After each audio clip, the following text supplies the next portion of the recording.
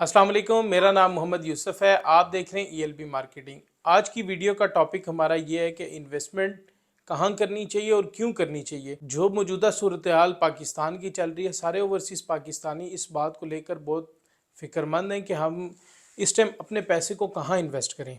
तो मैं कुछ बातें आपके सामने शेयर करूँगा, कुछ इन्फॉर्मेशन इकट्ठी की है आपके साथ शेयर करूँगा, ताकि आप जो इन्वेस्टमेंट करना चाह रहे हैं आपके लिए आसानी हो और आप उस पॉइंट्स को मद्देनज़र रखते हुए इन्वेस्टमेंट करें। सबसे पहली बात यह है कि रियल स्टेट में प्लॉट्स के अंदर इन्वेस्टमेंट क्यों करनी चाहिए। उसकी वजह यह है कि मौजूदा मार्केट में माशी इस्तेहकाम की वजह से वो ट्रांजेक्शन का सर्कल नहीं बन सक रहा जो आज से 1 साल पहले था, जिसकी वजह से मार्केट के अंदर जिस चीज़ की वर्थ ही 50 लाख रुपए है वो 35 to 40 लाख में आपको अवेलेबल है। तो एक चीज़ जब अपने वर्थ से कम में मिल रही है तो ऑन द स्पॉट आपको 10 लाख रुपए का प्रॉफिट है। तो ये तो पक्की ठक्की बात है, रियल स्टेट में फ़ायदा उसको होता है जो रियल स्टेट को होल्ड कर सकता है। तो सबसे पहला पॉइंट ये कि आपको इन्वेस्टमेंट इसलिए करनी चाहिए कि किसी भी रियल स्टेट प्रोडक्ट की जो वर्थ है उससे कम प्राइस में आपको वो प्रोडक्ट मिल जाती है। दूसरा पॉइंट ये है कि आपको इसलिए भी रियल स्टेट में इन्वेस्टमेंट करनी चाहिए कि पैसा बहुत तेज़ी के साथ डिवैल्यू हो रहा है। अगर आप उस पैसे के साथ किसी चीज़ को बाय कर लेते हैं तो हमेशा चीज़ अपनी वैल्यू को इंक्रीज़ करता है, ना कि पैसा। चूँकि जिस तरह देखने में आ रहा है कि रुपए की कदर दिन ब दिन गिरती जा रही है और आप देखते हैं कि लोग इस बात से परेशान हैं कि जो अकाउंट में 25 लाख 50 लाख रुपया आज से 2 साल 1 साल पहले पड़ा था, तो वो मेरा 25-50 लाख रुपया डिवैल्यू हो गया। जो गाड़ी, हम मिसाल ले लेते हैं गाड़ी की, जो गाड़ी सुजुकी आल्टो 18 लाख रुपए की थी, ये 2 महीने के अंदर वो गाड़ी 25 लाख रुपए के प्राइस टैग को टच कर गई। तो आप देखें कि 18 लाख रुपया जो आपका वो डिवैल्यू हो गया। अगर आपने उस 18 लाख रुपए से वही आल्टो खरीदी होती तो आज वो आपकी आल्टो की प्राइस इंक्रीज हो जाती। तो रियल स्टेट एक स्ट्रॉन्ग इन्वेस्टमेंट के लिए स्ट्रॉन्ग इंडस्ट्री समझी जाती है। रियल स्टेट कोई बंदा लेके नहीं भाग सकता अगर आप किसी सॉलिड प्रोजेक्ट के अंदर इन्वेस्टमेंट कर रहे हैं। तीसरी चीज ये है कि रियल स्टेट वक्त की जरूरत है। जिस तरह आज से 10 साल पहले जिस घर में 4 अफराद थे जो कि कॉलेज गोइंग थे, फिर यूनिवर्सिटी गोइंग थे, कॉलेज गोइंग थे, अब उनकी शादियां हो चुकी हैं, वो एक घर अब 4-5 घरों पर मुश्तमिल होने जा रहा है। तो वक्त के साथ साथ आपकी ये रियल स्टेट ज़रूरत बन जाएगी, लोगों को घर चाहिए। कितने ऐसे लोग हैं जो इस साल अपने घर को एक्सटेंड कर रहे हैं और हमारी इस बात से मुत्तफिक भी होंगे।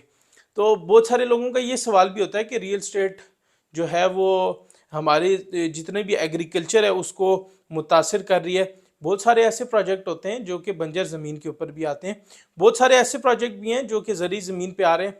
इसके लिए हमारी गवर्नमेंट को चाहिए कि वो ऐसी पॉलिसीज़ बनाए जिसके तहत हमारी एग्रीकल्चर भी सेफ़ हो और हमारे लोगों की ज़रूरत भी पूरी होती रहे।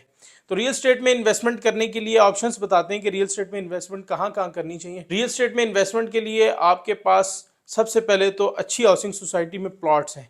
अगर आप प्लॉट्स में इन्वेस्टमेंट करते हैं, आहिस्ता आहिस्ता जब आबादी होती है आपको उसका रिटर्न बहुत अच्छा मिलता है। क्योंकि आपने अक्सर औकात देखा होगा, आप अपने आप को इस नज़रिए से देखें कि आप प्लॉट लेने गए किसी सोसाइटी में, आप उसको विज़िट कर रहे हैं, तो जब आप सोसाइटी का विज़िट करते हैं तो आपको सबसे ज़्यादा वो एरिया पसंद आता है जिस एरिया के अंदर घर बने हो।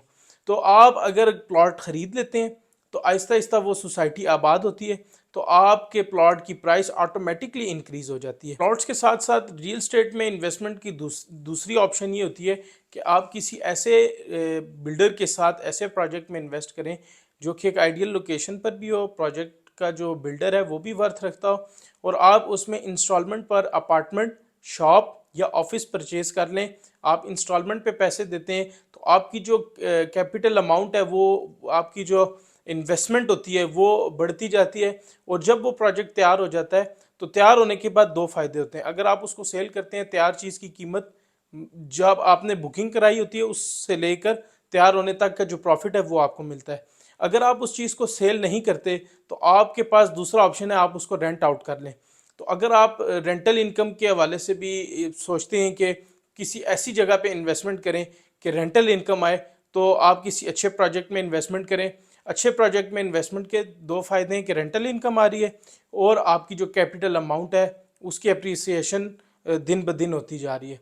एक साल में जो कंस्ट्रक्शन की कॉस्ट है, अगर आप पिछले साल की कंस्ट्रक्शन कॉस्ट को देखें तो नॉर्मली जो मार्केट के अंदर 6,500-7,000 रुपये में पर स्क्वायर फीट अपार्टमेंट मिलता था, आज 10,000 प्लस हो चुका है। अच्छा प्रोजेक्ट 10,000 क्रॉस कर चुका है पर स्क्वायर फीट। और जो शॉप आपको मिलती थी अच्छे प्रोजेक्ट में अच्छी लोकेशन पे 30-35 हज़ार 40 हज़ार रुपये पर स्क्वायर फीट ग्राउंड फ्लोर पे, आज वो 60-65 हज़ार रुपये को टच कर रही है। तो आप ये देख लें कि जो शॉप तैयार हो चुकी है और जिसने 40 हज़ार रुपये पर स्क्वायर फीट पे शॉप परचेज की थी, अब उसकी शॉप की प्राइस भी इंक्रीज हो चुकी है। अगर वो उसको रेंट आउट करना चाहे तो 0.5% कमर्शियल प्रॉपर्टी का रेंट आपको आता है। फॉर एग्जांपल करोड़ रुपए की शॉप आपने ली है तो आपको 40 से 50 हज़ार रुपये आपकी रेंटल इनकम भी शुरू हो जाती है। तो आपको इन्वेस्टमेंट के लिए मजीद इंफॉर्मेशन आपको देते रहेंगे। आप हमारे यूट्यूब चैनल को सब्सक्राइब कर लें।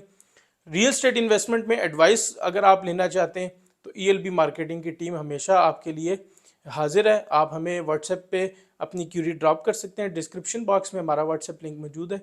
मजीद इन्वेस्टमेंट टिप्स के लिए आप हमें टिकटॉक पे फॉलो कर सकते हैं, फेसबुक पेज को हमारे लाइक कर सकते हैं और आप यूट्यूब पे हमें देख सकते हैं। अगर आपको हमारी ये वीडियो इन्फॉर्मेटिव लगी तो आप ये वीडियो अपने दोस्तों यारों के साथ भी शेयर करें ताकि उनको पता चल सके कि रियल स्टेट में इन्वेस्टमेंट कितनी ज़रूरी है।